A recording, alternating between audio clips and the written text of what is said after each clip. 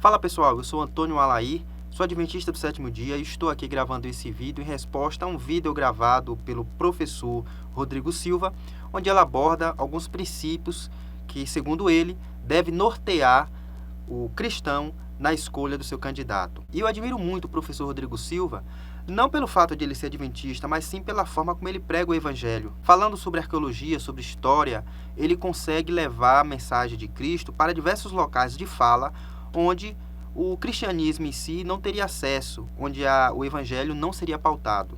Eu tenho acompanhado o professor Rodrigo Silva e durante todo esse processo ele vinha se mantendo neutro nessas questões políticas. Às vezes dava uma opinião mais para lá, outra mais para cá, mas sempre tentando manter uma neutralidade. Agora, recentemente, ele gravou um vídeo apresentando alguns princípios que, segundo ele, são bíblicos que devem nortear a escolha política do evangélico, do adventista.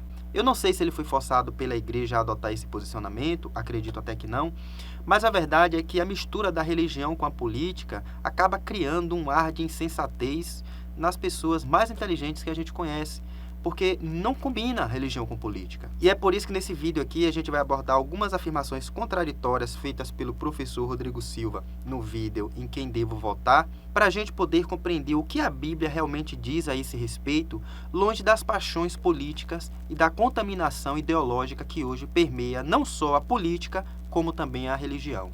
Antes de qualquer coisa, já quero deixar claro aqui o meu posicionamento político, porque eu não estou aqui para enganar ninguém. Então você vai assistir esse vídeo sabendo do meu posicionamento político. Eu sou cristão protestante há 22 anos e eu me posiciono no espectro político mais à esquerda, porque eu entendo que só as políticas sociais são capazes de reparar um dano que foi provocado aí durante vários anos de uma sociedade desigual.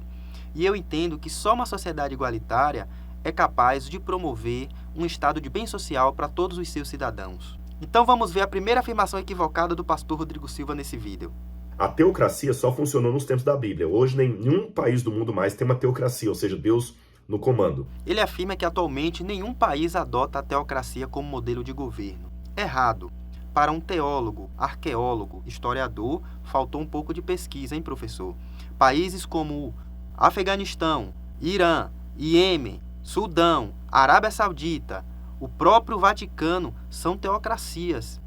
A questão é, são modelos de governo que a gente gostaria de adotar? São modelos de governo exemplares? Provavelmente não. O que mostra que a teocracia não combina com o modelo de sociedade igualitária, com o modelo de sociedade independente, que preze pelas liberdades individuais. Porque, na verdade, nestas teocracias, o governo não é feito diretamente por Deus, mas sim por pessoas que se dizem enviadas por Deus. A segunda afirmação equivocada do professor Rodrigo Silva é que toda autoridade é constituída por Deus. Eu já vi alguns comentaristas dizendo que as autoridades superiores aqui são a liderança da igreja. Eu discordo, porque Paulo vai falar de impostos, a igreja não cobra imposto. Paulo diz que todos estejam sujeitos às autoridades superiores, porque não há autoridade que não proceda de Deus, e as autoridades que existem foram por ele instituídas. O professor está querendo me dizer que autoridades como Hitler, que matou milhões de judeus, Mao Tse Tung, Lenin, foram autoridades constituídas por Deus? O próprio professor Rodrigo Silva cita mais à frente no vídeo um texto bíblico que contradiz toda essa sua concepção. O texto está lá em Oséias, capítulo 8, versos 4, e diz o seguinte: eles estabeleceram reis, mas não da minha parte, estabeleceram príncipes que eu não o conhecia. Na terceira afirmação equivocada do professor, ele diz que a gente precisa conhecer os candidatos, conhecer as pessoas que o apoiam, e aí ele cita o apoio de traficantes que batem palma por um lado, o apoio de outro setor da sociedade por outro lado, que eu entendo que seja a igreja. Até pergunte o seguinte: quem são as pessoas que costumam apoiar esse candidato? Quem são os que estão contrários a ele? Porque às vezes, diga-me com quem tu andas e te direi quem és, pelo séquito que está em torno de mim, e os que estão contra mim, dá para você ter uma noção de quem eu sou, tá certo?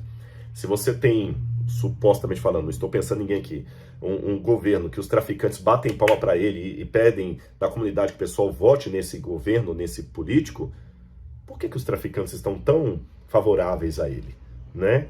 Por quê? É uma coisa para se pensar. E por que ele está tomando tanta pancada, por exemplo, de tal setor? Isso é uma coisa para você poder imaginar.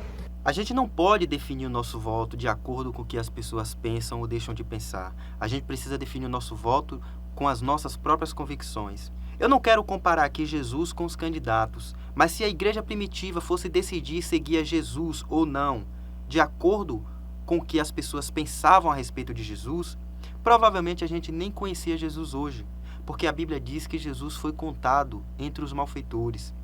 Jesus não andava com a elite, com as pessoas mais bem vistas da sociedade daquela época. Jesus andava com as pessoas mal vistas. Jesus andava com os pobres, com os pecadores, com os pescadores, com as prostitutas.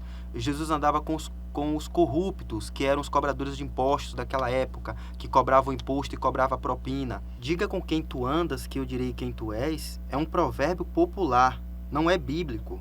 E é estranho que um pastor, um teólogo, lance mão de um provérbio popular para justificar uma conduta bíblica. Jesus combatia justamente o contrário. Ele combatia aqueles que se diziam pessoas de bem, os fariseus, a elite religiosa, a elite da sociedade de Israel.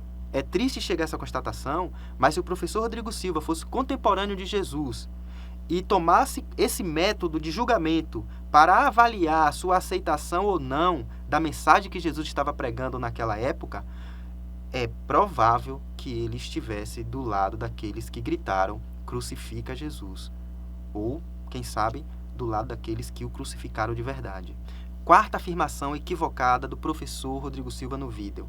Ele sugere que as pessoas votem em candidatos que prometam ou que hajam para que a vida do cristão seja mais fácil, para facilitar o caminhar do cristão. Então a pergunta é, esse governo facilita que os cristãos possam ter os seus trabalhos e a sua liberdade de expressar a sua religião sem serem cerceados por causa disso? É um governo que vai favorecer ou dificultar a caminhada cristã se ele for eleito? Isso não é bíblico, professor. Isso é anticristão. Jesus não disse que nesse mundo nós teríamos facilidade. Pelo contrário, Jesus disse, no mundo tereis aflições, mas tenha bom ânimo. O que parece é que os cristãos estão tentando fazer uso da política para adequar o mundo ao seu modo de viver. Mas Jesus disse que o reino dele não é dessa terra e que o mundo jaz no maligno mesmo. O mundo está dominado pelas forças do mal. O que a gente não pode é tentar adequar esse mundo à nossa vontade, porque a gente não vai conseguir. E a gente só vai conseguir se prender cada vez mais a ele. No fundo, esse pensamento reflete o nosso apego às coisas materiais, a este mundo terreno. Quinta afirmação equivocada do professor Rodrigo Silva. Ele sugere que a gente vote em candidatos ou em governos que não mantenham relações diplomáticas com países que persigam cristãos, que persigam irmãos nossos. Outra pergunta é como esse governo lida com países e governos que estão perseguindo minorias cristãs? Professor, se tem algum cristão sendo perseguido mundo afora, é sinal que a volta de Jesus está próxima. É sinal do fim dos tempos. O que a gente não pode é fazer uso da política para tentar retardar o acontecimento das profecias, retardando assim a volta de Jesus, a menos que a gente queira permanecer nessa terra. Professor, governos não têm opinião. Governos têm relações internacionais, relações diplomáticas, que envolvem interesses de diversas pessoas, pessoas diferentes com opiniões diferentes. Quem tem opinião é a pessoa. O candidato pode até ter a opinião dele, mas como governo ele representa um Estado. E o Estado não tem opinião. O Estado tem relações diplomáticas que atendem a diversos interesses. Jesus disse: dá a César o que é de César e a Deus o que é de Deus. Mas hoje, os mesmos que se dizem seguidores de Jesus estão fazendo uma completa mistura das coisas. E aí a política passa a discutir ideologia, valores, princípios, enquanto a religião vai discutir política. Irmãos, o voto é individual. O voto é uma ação política, não é uma ação religiosa. Religião a gente discute na igreja. E religião não se impõe. Jesus não impôs que ninguém o seguisse. Religião a gente oferta. Quem convence é o Espírito Santo. Na política, a gente discute as questões que envolvem o bem-estar da sociedade como um todo. educação, saúde, lazer, segurança. Então vote no candidato que você achar melhor, independente da religião, independente de ideologia, independente daquilo que o pastor diz, porque no final do mês, quem vai pagar suas contas é você, não é o seu pastor. Se você passar por alguma dificuldade, quem vai sofrer as consequências e as necessidades é você, não é o seu pastor. Dito isso, eu peço que Deus nos abençoe e nos dê a coragem de votar em alguém que vá além do discurso, que realmente promova ações que sejam capazes de produzir um estado de bem social. E um estado de bem social significa ter garantia de saúde, de educação, de segurança, segurança alimentar e, acima de tudo, igualdade social. Um abraço e até mais.